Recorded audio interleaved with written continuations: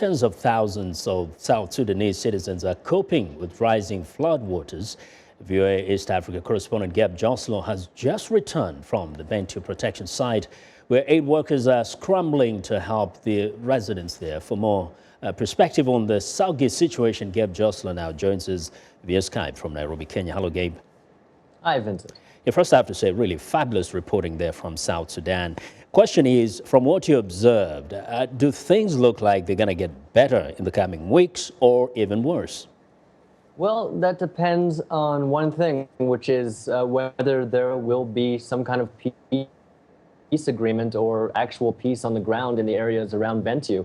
I think just from a flooding standpoint, it looks like the rains are starting to die down now. But the problem is that the almost 50,000 people who are living in these flooded conditions are still too afraid to go back home because there has still been a threat of continued violence between the government forces and the armed opposition in the area.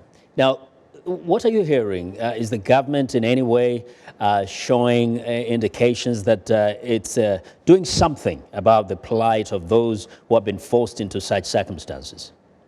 I think the government is expressing a lot of concern about that. I mean, it's not just a humanitarian concern, but the fact is a lot of the major cities in the three affected states in South Sudan have all been emptied out. And there's a big problem even getting the economy back up and running. And there's a threat to the oil fields, which are responsible for the majority of South Sudan's revenue. So the government is concerned for many reasons, and everybody really wants peace in this circumstance. But there still is this power struggle, and that's what the crux of the negotiations taking place in Ethiopia have been about. It's about whether the opposition is going to have a role in a transitional government, and exactly how that power balance is going to lie. You know, it was really stunning to hear the UN official that you spoke with saying that while the ideal situation would be to get the people out of that camp, most people would rather stay in that camp in those conditions. How bad are things outside of the camp? Well, it's really a big unknown. I mean, there's an ethnic, tribal dimension at play in Bentiu, in that most of the people who are living in the camp are Nuer, while the soldiers who are controlling the town are Dinka.